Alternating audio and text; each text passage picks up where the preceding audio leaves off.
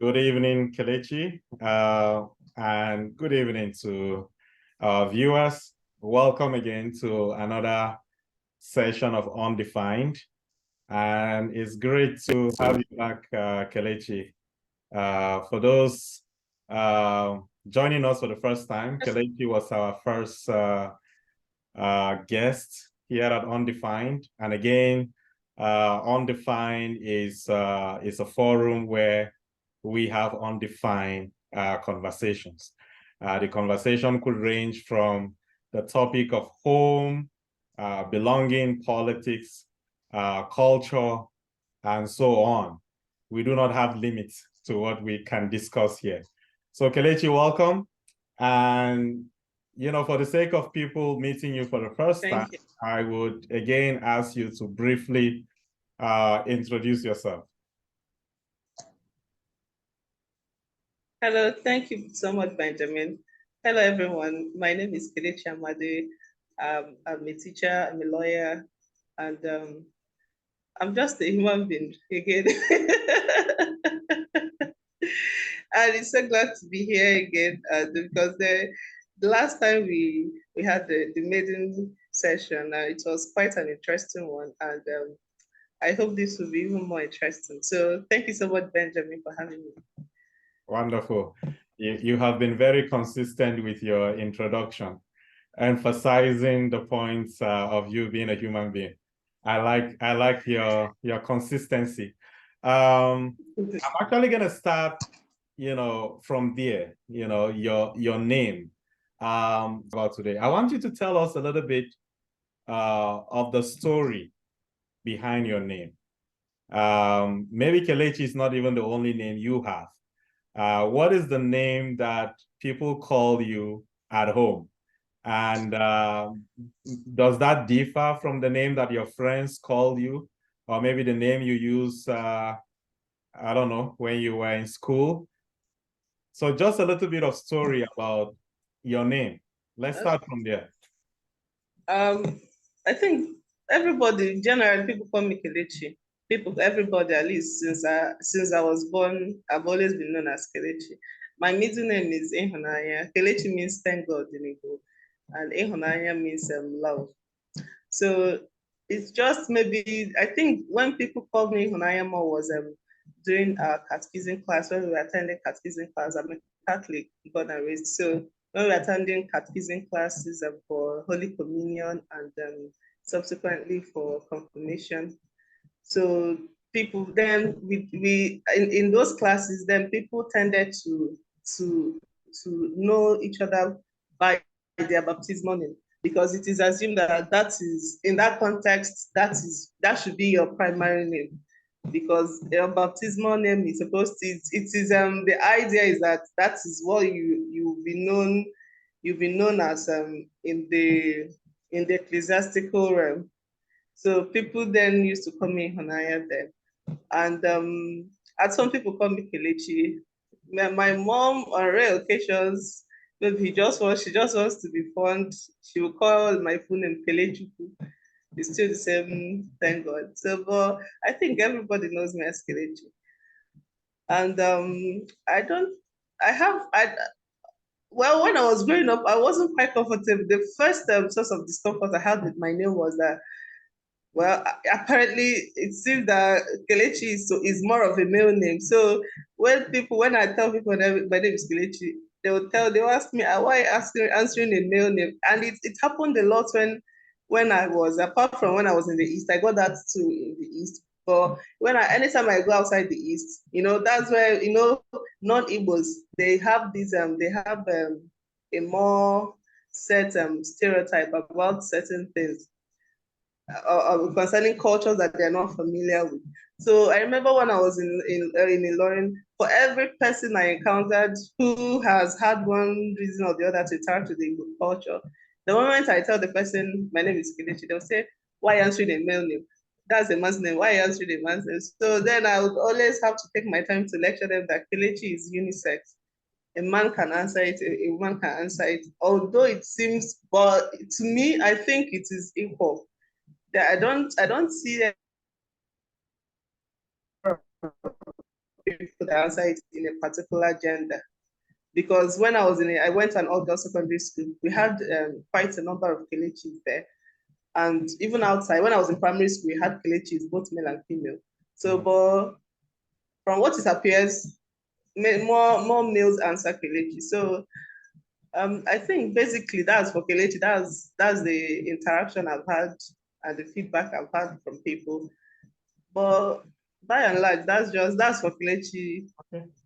And Ihonanya is more affectionate. Like I think Ihonanya, I had a good experience with it when I was in my teenage years. You know, growing up, the whole puberty stuff. You know, guys are coming around to toast you. So sometimes if I tell them, if I present Kelechi and it isn't so appealing to them, they'll ask me what's my second name. I'll say, and I said, oh, Naya, oh, that's such a lovely name, blah blah blah.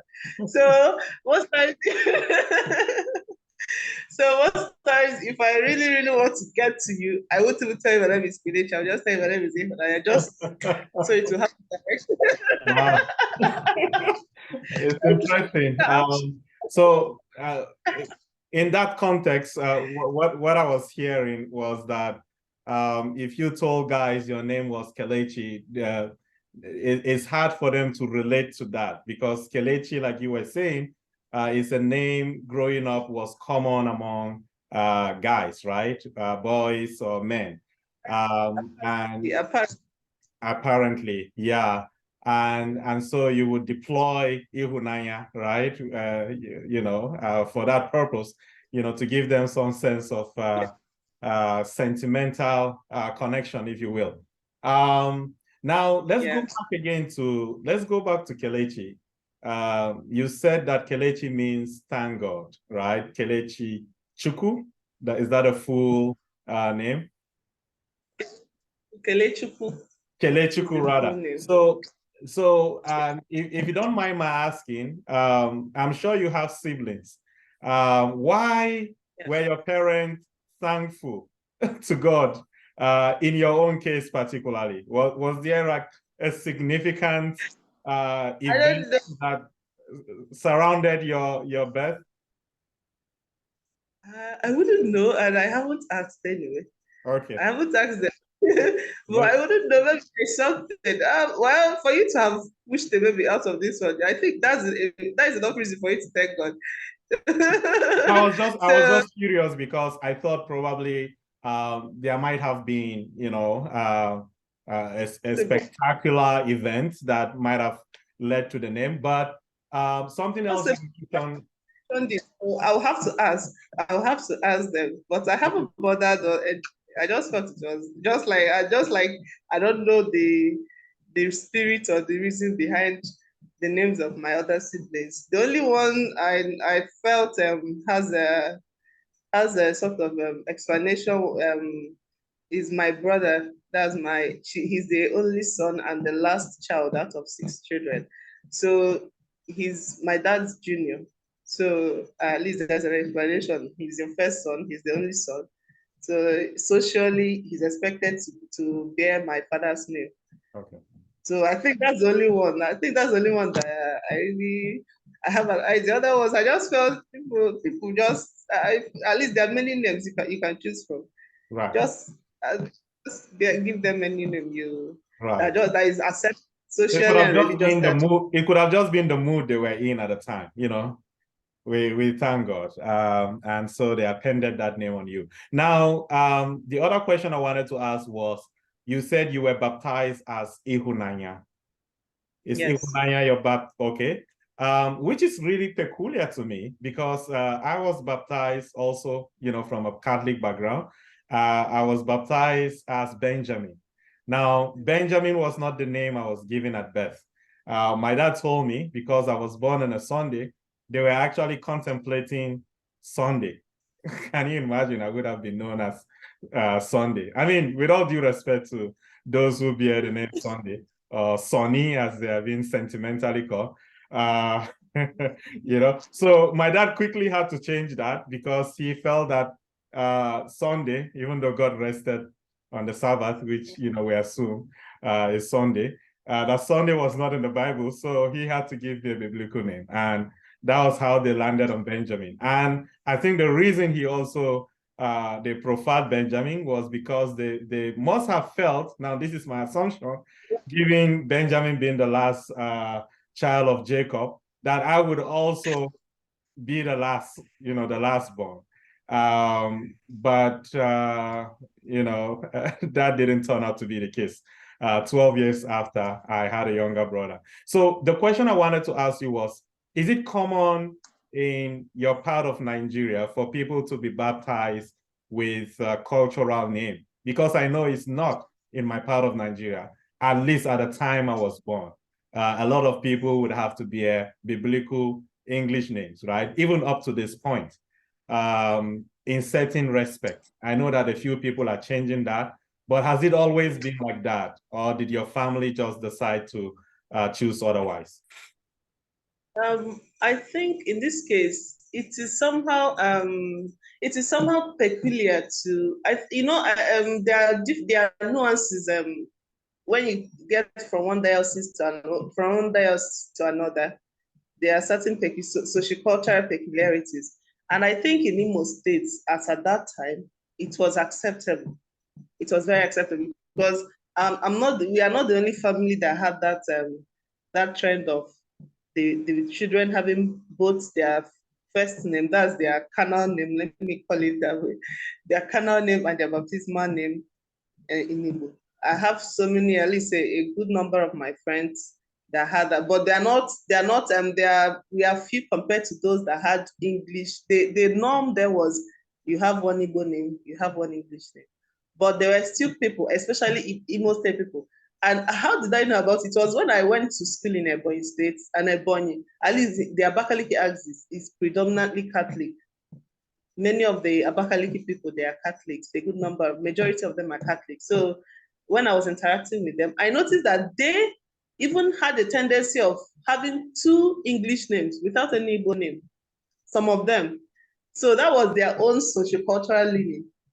Why we in Imo State, like maybe if I meet when I introduce myself, they'll ask me what's my middle name. I'll tell them Ihana. Like, you have an Igbo name for both your first and second name. Which state are you from? I'll tell them Imo State. Say, oh, no wonder. Imo people, they usually do that way. So I think it has to do with maybe what was obtainable in a way, the archdiocese. I think you hit the nail on the head when you said there were expectations in the Catholic Church in particular for people to bear names of saints. And I remember also when we were in the Catholic school, right? I can't remember anybody with a first name that was traditional or cultural, right? I think all of us had either a Christian name or specifically we bore names of certain saints. And even when we were praying, when we would pray in the chapel, we would actually invoke the names of saints, right? Some of these big names that, will sound so fanciful. And so it was baptism, but it wasn't just baptism, it was also confirmation. So if you didn't have a fanciful, lovely name at baptism, then you have confirmation to make up for it. Yeah. So I wouldn't tell you what name I picked at confirmation, but what I can tell you for sure is that when I was writing my WAEC, the West African Examination Council, we call it, the final secondary school certificate examination, I decided, because I didn't have a middle name, I started experiencing my own awakening. I think you said something about the African awakening, and I'm going to come to that. I started experiencing my own awakening at that time. I realized that some of my classmates, they had traditional names. And so on their WAEC registration, they had the English name, the traditional name, and then the surname. So I didn't have the traditional name. And so I didn't create one, but I brought one from my ancestors. I realized that my grandfather's name is actually not Maiangwa. Maiangwa is a title name that means like the chief of a village. So I decided to do my research to figure out what my grandfather's name was. And I realized his name was Gek. Now, Gek, according to my dad, it means like a troublesome person, but I couldn't care less about the meaning of the name. As far as it was fulfilling a purpose, I had a middle name, let's go with it, right? So if you go through my WAEC certificate now, it carries Benjamin Geg Maiangwa. Shortly after that, for sure, my dad took me back to the court and we had to do an affidavit to change my name. He was worried that it was going to affect, my future job and studies prospect. Now, you said something about African awakening, and I said I started embarking on that journey myself as I was completing my high school. Do you think that things have changed now from where they were then? You said the church is relaxing some of its rules. Is the awakening happening at the level of the church? And let's even move away from the Catholic Church, because I think so many other churches are guilty. They all came from the Catholic Church. And if not the Catholic Church, we're all exposed to the Western cultural, we're exposed to the Western culture, right? Their soft diplomacy through Hollywood, through their entertainment industry, through clothing, and so on. And we're exposed to all these names. And we have people bearing names of former US presidents. And I'm not here targeting anybody. Abraham Lincoln, John F. Kennedy, and there is nothing wrong with that, right? So even if not the church, people still utilize, they deploy these names because probably it connects them to something bigger than themselves, whatever that may be. So where do you see this awakening? Is this awakening actually happening? And in what ways are they being manifested? You said that we'll have to move outside the Catholic Church, but unfortunately, I think the Catholic Church is the light bearer of the awakening. That's for me, or in the East. Yes, because of Nigeria, but in the East, Igbo names are allowed now for both baptism and confirmation. And not just that, there is this syncretism now between the Roman Catholic Church and the traditional cultures. Like most times, sometimes in the Catholic Church here, there could be a cultural day celebration, and on that day, like sometimes even you see a masquerade in the church. It's becoming a thing now. Yes. And somehow I feel happy. I feel happy about it because I don't really buy the idea of demonizing the African traditional religion. I'm being general. I know that African traditional, that concept is too generalistic because every society has their own concept of their own animism. So, but I'm just using that as a general concept of the mode of worship. That's a pre-colonial mode of worship in Africa. Now there's this reversal. We are reverting to that old method. So not that we are reverting, but we are somehow becoming more accepting compared to the way it was maybe 50 years ago. Now in the Catholic Church, you see a priest could be like a flautist, the oja, there's this musical instrument, we call it oja in Igbo, is an Igbo musical instrument. There is this interview I watched on BBC, but according to the priest, that is like an ancestral gift that was passed down from his great grandfather to his grandfather to his father. So despite being ordained as a priest, he still carries out that musical trait. And there are just so many aspects of the Catholic Church now that are now open to our cultural leanings, which wasn't so before. And I really like it. I like it a lot. Can I shoot a question here at you? You were touching on this syncretism and the fact that we could even see masquerade in certain churches today because there is a new understanding that what we used to regard as paganism, what we used to regard as some sort of idol worshiping, these things are not necessarily disconnected from the idea of the Christian God. I think that is a point I'm hearing you making.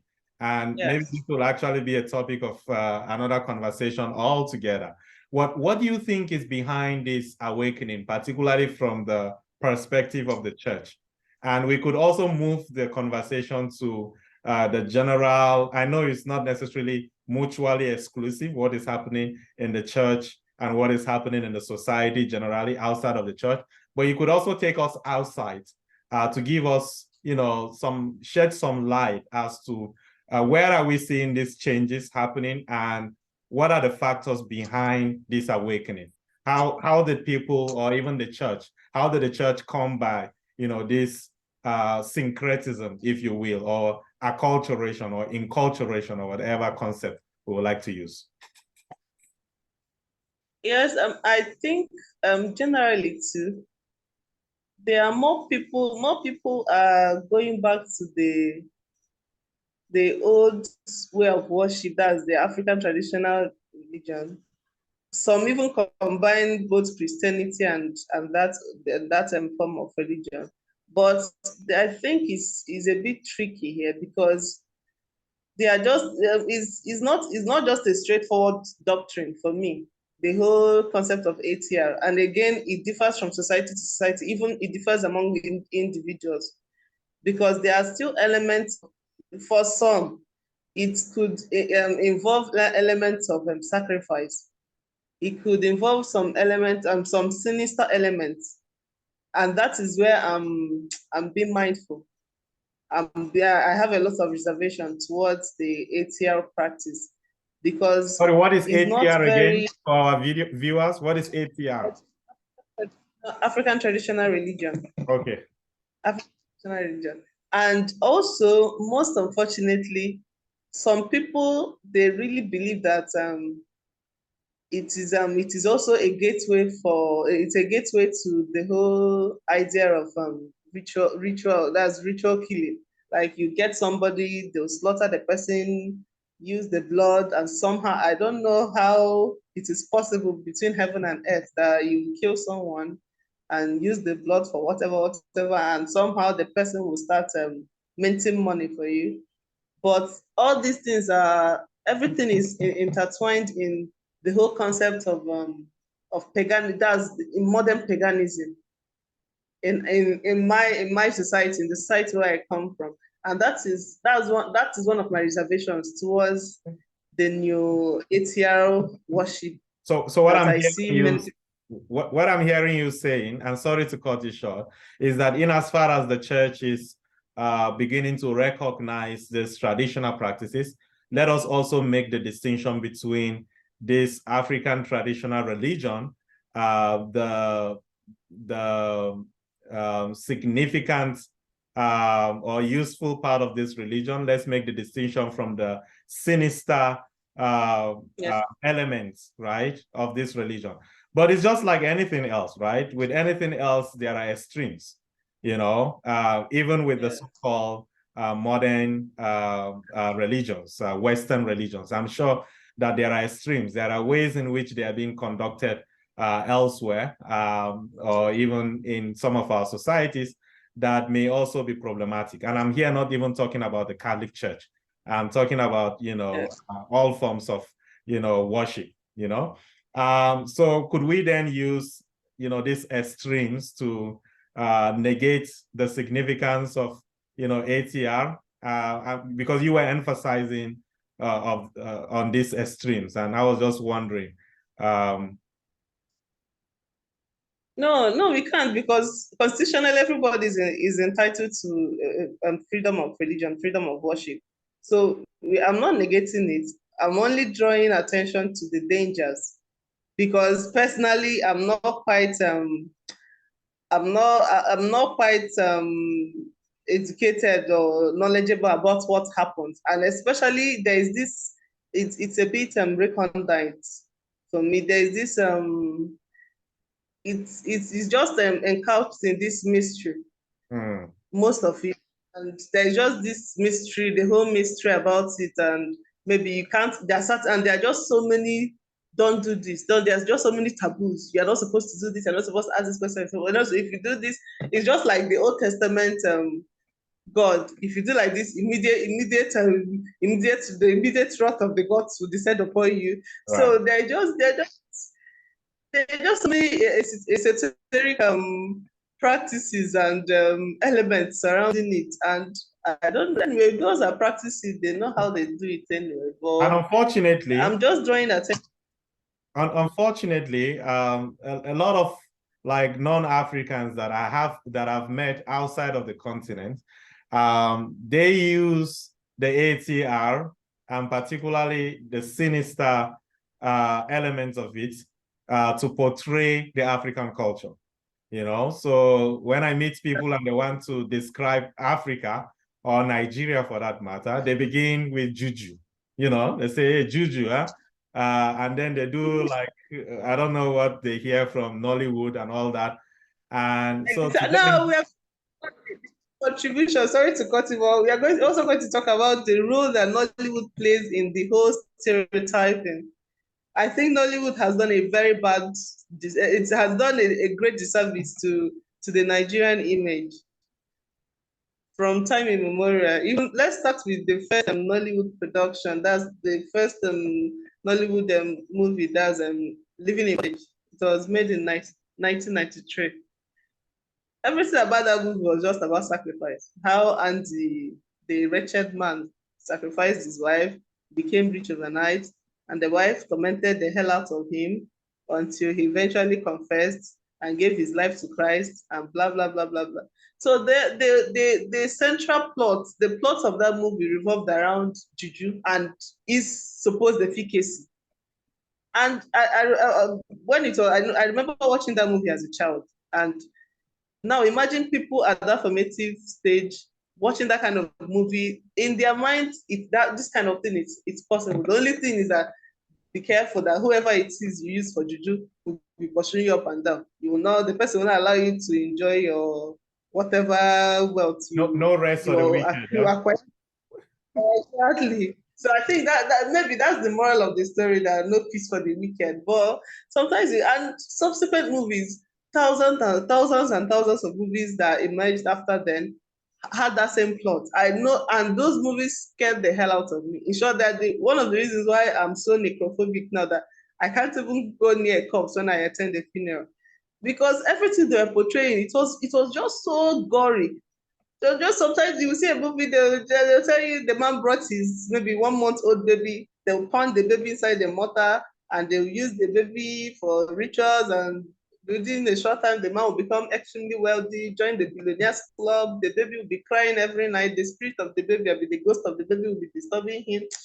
I don't know, I don't think that trend is still there in Nollywood. They don't produce those kind of movies now, but it was the trend in the 90s and even early 2000. It was everything was about ritual.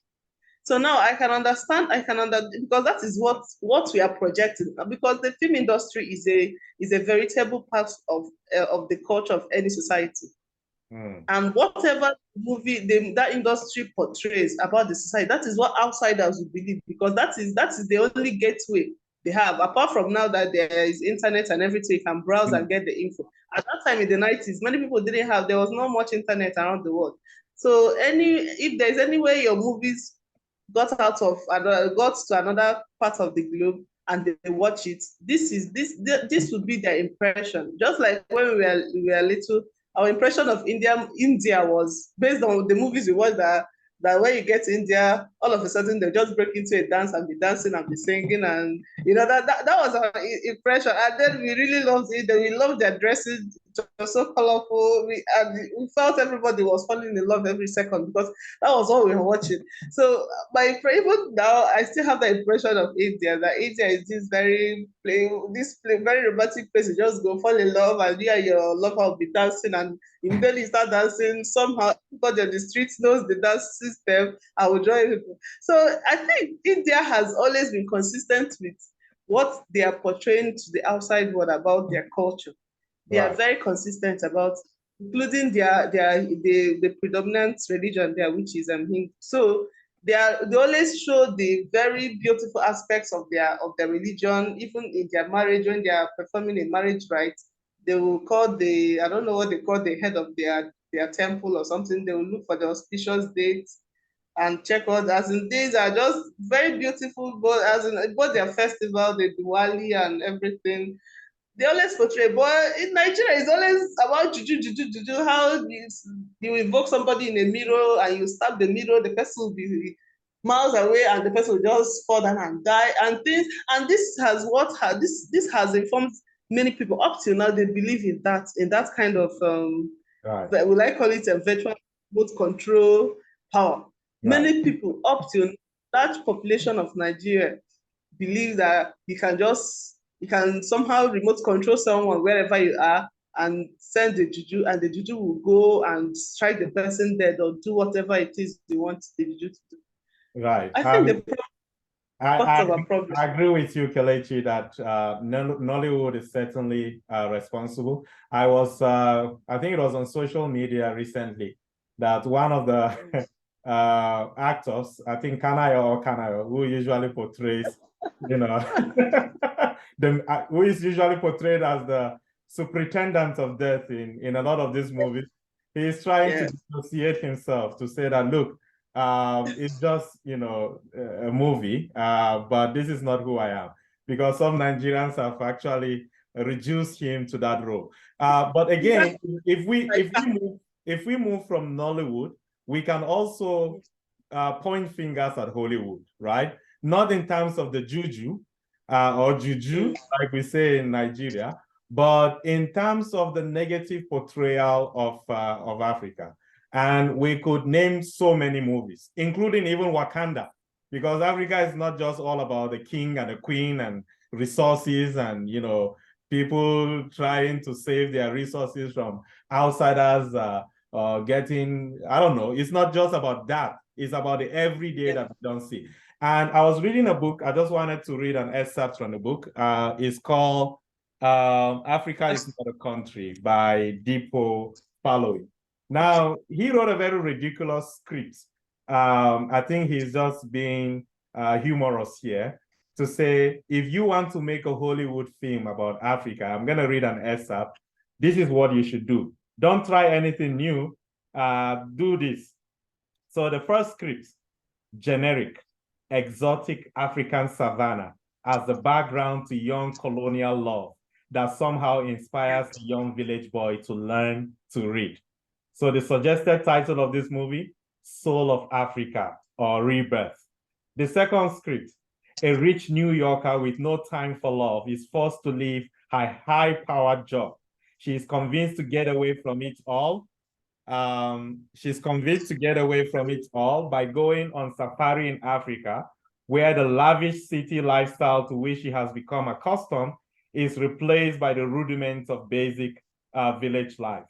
Suggested title, White Love or My African Adventure.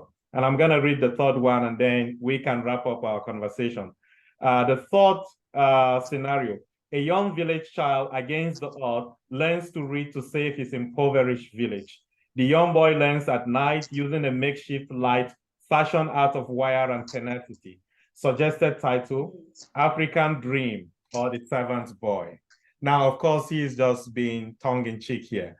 And maybe the last question I'm going to ask you, looking at all these depictions of Nigeria, the stereotypes, depiction of Africa as the center of witchcraft, looking at the African awakening that, you mentioned happening. If you were to write a script about a true reflection of life in Nigeria or any African country for that matter, how would it look like as part of this African awakening that you touched on? For me, it would center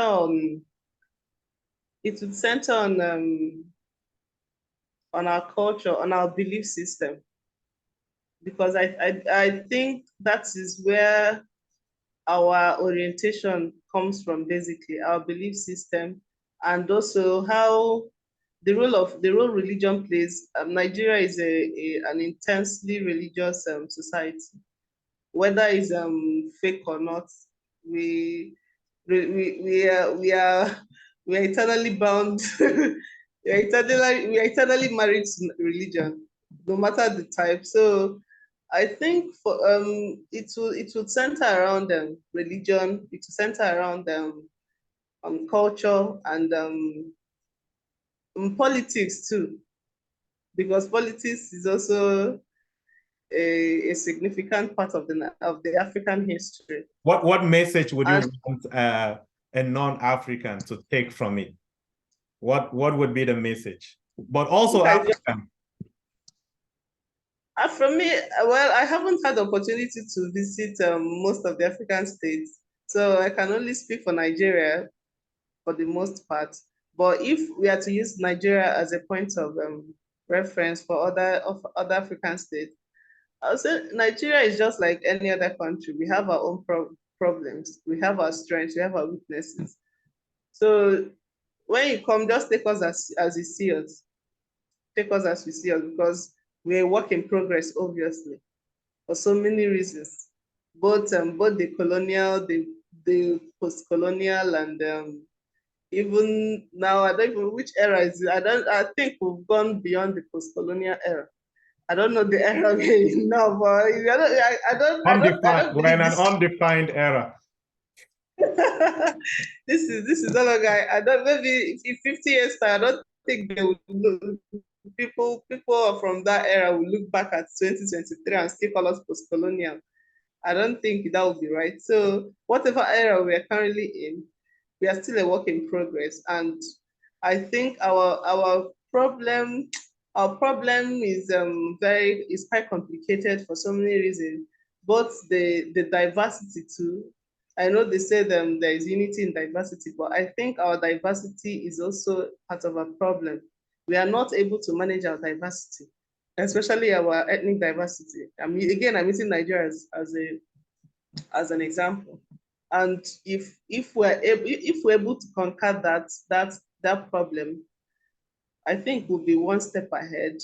And also politically, we are not politically minded. We are not politically minded to the extent of being altruistic. Our political consciousness is just mostly based on what we are gaining, either as a tribe or as individuals, but mostly as individual. Our tribal sentiment only ends at that point where we are what we are getting. Once we are after our own personal gains, you see all the tribal lines will just disappear. So our problems are not intractable, but we need a whole lot of restructuring. Right. Because I feel our political structure is highly defective. We need a whole lot of restructuring for us to move ahead from our current state. Because as of now, we're still moving in a cycle. There's this vicious cycle that we're still moving in. Right. So that's it. Thank you. Just that we've gotten used to that. We've gotten used to that, and that's why we are still comfortable. Yeah. In this situation. Yeah, I mean, someone was telling me we know how to adjust to our new situations, problems, to new set of crisis, right? We have that resilience. We know how to adjust, which is not necessarily a good thing, right? But thank you for those recommendations.